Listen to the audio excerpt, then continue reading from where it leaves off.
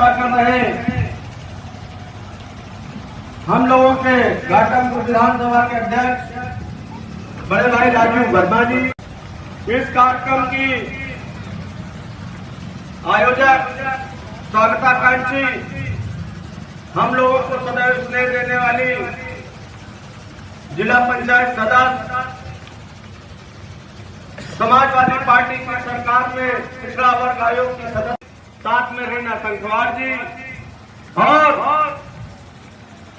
घाटमपुर विधानसभा के सदैव चिर युवा विधायक, हम नौजवानों के ऊपर सदैव जिनका हाथ रहता है, चाहे सजेटी से लेकर धर्मपुर बम्बा तक की साइकिल यात्रा रही हो, भले बाबूजी ने साइकिल न चलाई हो, लेकिन स्कॉर्पियो हम नौजवानों के पीछे सदैव रहने वाली, हम नौजवानों के घाटमपुर विधानसभा के मुद्दों को विधानसभा तक पहुंचाने वाले गौरी जी, अनिल सोनकर वासी जी, घाटमपुर ब्लॉक के अध्यक्ष मनोज यादव जी, पतारा ब्लॉक के अध्यक्ष कुशवाहा जी और इस प्रांगण में मौजूद किराऊ से सेक्टर प्रभारी प्रहलाद सिंह जी, पालपुर से अमर सिंह जी, श्रीनगर से श्री प्रकाश यादव जी और समाजवादी पार्टी जिनके संघर्ष, जिनके कंधों से लड़ करके यहाँ तक पहुंची है, हम लोगों के वरिष्ठ नेता वीरेंद्र संखवार जी, धीरज निषाद जी निंदा से, राघवेंद्र सिंह जी, कल्लू सिंह परमार जी, बाल गोविंद संखवार जी, महादेव संखवार जी और सभी सम्मानित समाजवादी पार्टी के कार्यकर्ता, नेता, डॉक्टर साहिबान, वकील साहिबान यहाँ पर मौजूद, एक एक जनमानस जो पीडीए के जननायक अखिलेश यादव जी को मजबूत करने के लिए इकट्ठा हुआ है, सभी का हम हार्दिक स्वागत, चरण वंदन, खैर मकदम इस्तकबाल करते हैं। साथियों, देश के साथ साथ घाटमपुर विधानसभा जिस परम विषम स्थिति के दौर से गुजर रहा है, ये स्थितियां हमसे, आपसे, किसी से छुपी नहीं है। किसी ने कल्पना नहीं की थी कि उत्तर प्रदेश की राजधानी लखनऊ के अंदर बड़े गुंबद के नीचे, आलीशान गुंबद के नीचे हम अपना विधायक चुनकर भेजेंगे और वो एक भी शब्द घाटमपुर विधानसभा के लिए उस गुंबद के नीचे बोलने का अधिकारी नहीं होगा। ऐसा किसी भी घाटमपुर विधानसभा की जनता ने नहीं सोचा था कि जो आप विधायक चुनकर भेज रहे हैं वो आपके हक हकूक की लड़ाई विधानसभा के अंदर नहीं बोल पाएगा। ये ऐसा एक्सीडेंटल विधायक जो न टीवी में है, न सरकार की योजनाओं में है, न विधानसभा के अंदर हमारी आपकी आम जनमानस की लड़ाई लड़ रहा है, ऐसा विधायक घाटमपुर विधानसभा की जनता ने चुनकर भेजा, जिसको आज दिन प्रतिदिन अफसोस होता है। एक व्यवस्था है ये हमारे आपके लिए बहुत ही कठिन और दर्दनाक है। आज जो देश की राजनीतिक विषम परिस्थितियों में चल रही है, हमारी लड़ाई कोई मामूली लड़ाई नहीं है। हम लोगों के नेता जिन्होंने सदैव किसानों, नौजवानों, व्यापारियों की लड़ाई लड़ी, पीडीए, उस समय का जो पीडीए उन्होंने स्थापित किया, ये पीडीए जो आज नाम है, ये केवल नाम नहीं, पीडीए एक विचारधारा है। हम बहुत साथियों को समझाने का प्रयास करते हैं, ये पीडीए जो है नेताजी के जमाने से चला आ रहा है।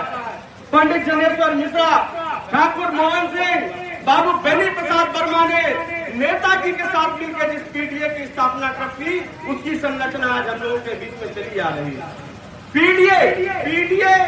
पीडीए को लेकर चले, पीडीए में वो हर व्यक्ति पीडीए परिवार का हिस्सा है जो भारतीय जनता पार्टी की सरकार में सताया जा रहा है। वो चाहे ब्राह्मण हो, वो चाहे क्षत्रिय हो, चाहे वैश्य हो, किसी भी जात, किसी भी धर्म का हो, जिसके बच्चों को, नौजवानों को रोजगार नहीं मिल रहा है, इस सरकार में सताया जा रहा है, जिसकी कोई सुनने वाला नहीं है, ये हम आपको विश्वास दिलाते हैं कि पीडीए के जननायक अखिलेश यादव जी ने पीडीए परिवार की मुहिम चलाई है। इसमें हर एक व्यक्ति, हर एक नौजवान, किसान जो भारतीय जनता पार्टी की नीतियों से दबाया जा रहा है, कुचलाया जा रहा है, जिसको रोजगार नहीं मिल रहा है, जो परेशान है, वो हमारे पीडीए परिवार का हिस्सा है। तो समझने का काम जननायक अखिलेश यादव जी कर रहे हैं। साथियों, टिकट मिलना न मिलना, चुनाव जीतना हारना, ये बहुत छोटी बात है, लेकिन हम लोग संगठन से काम को लेकर के आगे बढ़ रहे हैं। टिकट किसी को भी मिले, प्रत्याशी कोई भी हो, बड़ी जगह लड़ाई लड़ रहे हैं, लेकिन हम आपसे एक छोटे कार्यकर्ता होने के नाते निवेदन करने आए हैं कि आज जिस विषम परिस्थिति में 2027 का चुनाव होगा, उसमें एक तरफ डॉक्टर लोहिया, पंडित जनेश्वर मिश्रा, बाबू बेनी प्रसाद डॉक्टर लोहिया को मानने वाले लोग होंगे और एक तरफ कोर्ट और आरएसएस के लोग होंगे। अभी 2-3 दिन पहले एक शीश महल का उद्घाटन हुआ है। आप बताइए, उसकी कोई कल्पना नहीं कर सकते जिसके अंदर सैकड़ों ऑडिटोरियम बनाए गए। आरएसएस के एक उद्घाटन हुआ है परसों के दिन, उसमें कितना रुपया लग गया उसके जीरो हम आप नहीं गिन सकते। कभी उतनी कल्पना नहीं की। आरएसएस एक ऐसा संगठन बताया जाता है जो आए वैसे दूर रहता है। हम आपको जागरूक हुए हैं, देखने सोचने समझने का प्रयास कर रहे हैं, इसलिए हमको आपको जागरूक होना होगा। साथियों, आपको याद होगा, अगर पीडीए जब कमजोर हुआ तो उसका परिणाम ये हुआ कि 2017 का चुनाव हम हारे। हारने के बाद बाबा की इतनी जरूरत हो गई, पीडीए कमजोर हुआ और कमजोर होने के बाद बाबा की इतनी हैसियत हो गई, 40 साल से जिस कोठी पे नेताजी रहते थे उसको खाली कराने का काम किया। उनकी हैसियत इसलिए हुई कि हम आप कमजोर था।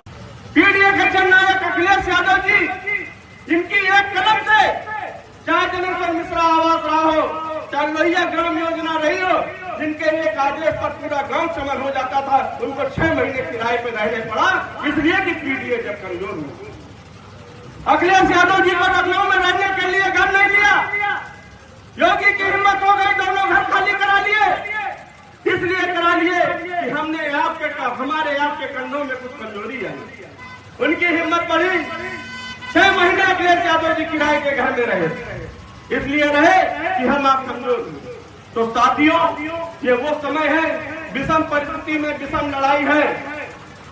आज का जो दौर है, आदरणीय अध्यक्ष जी, विधानसभा के अंदर झंडा लगाकर गाड़ी चलने वाले लोग नहीं मिल रहे। इस लोगों के झंडे नोट दिए जा रहे हैं, जैसो झंडा देखकर गाड़ी रुकवा रहा है। आज हमारी गाड़ी में देख लीजिएगा कम से कम 50,000 के चालान होंगे सिर्फ झंडे के नाम पे। लेकिन हम लोग डरे दबे नहीं है। झंडा 24 घंटे लगेगा, किसी एसडीओ किसी सीओ की हैसियत हो तो गाड़ी को फ्रीज करके दिखा दे। साथियों, हमको डरने की जरूरत नहीं है। हम आपसे लड़ाई लड़ रहे हैं। हमारे नेता का बहुत बड़ा दिल है, बहुत बड़ा मन है, और उस बड़े मन बड़े दिल को लेकर के वो हम लोगों के बीच आते हैं। हमारे आपके भरोसे वो लड़ाई लड़ रहे हैं। कल एक अग्रवाल, हमारी पार्टी के नेता मगन अग्रवाल जी को पुलिस उठा ले गई। पुलिस जब उठा ले गई अग्रवाल जी को, उठाना तो सरल था, लेकिन उसके मन में ये डर हो गया कि हमारे जननायक अखिलेश यादव जी कहीं थाने न पहुंच जाए। सुबह 5 बजे पूरे घर को घेर लिया गया। पूरे लखनऊ की पुलिस उनके घर के बाहर लगा दी गई कि वो अपने घर से निकल के थाने तक न चले जाए। ये डर और ये दहशत सरकार के अंदर है, लेकिन हमको आपको ये बातें ये समझना पड़ेगा। हमारे आपकी हक हकूक की लड़ाई पीडीए के जननायक जो लड़ रहे हैं, उनके साथ कंधे से कंधा मिलाकर चलना पड़ेगा। धर्म के नाम की लड़ाई हो, कुंभ का इतना बड़ा आयोजन हुआ।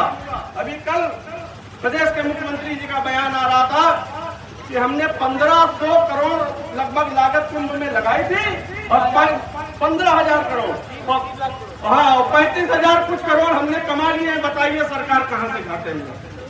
आप तो गुजरात के व्यापारियों के हक में नाच रहे हैं।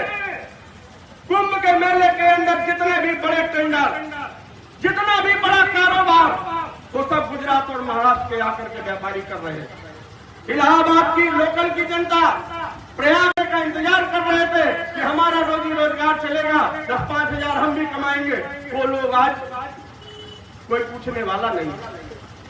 कल एक इंटरव्यू दुकानदार का आ रहा था, जो अखिलेश यादव जी 3,000 रुपए में कुंभ के मेले में दुकान देते थे, वो बाबा ने 3 लाख रुपए किराए में दी है और उस दुकान में बिक्री नहीं हुई, 9 लाख रुपए कर्जे में चला गया है। अभी कुंभ का मेला 15 दिन बाकी है, 15 लाख रुपए कर्जा लेकर के कुंभ के मेले से लौटेगा।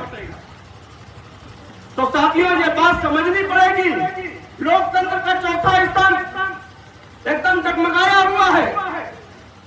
वो वही दिखाना चाहता है जो वो दिखाना चाहते हैं, वो हमको आपको वही सुनाना चाहता है जो वो कहते हैं।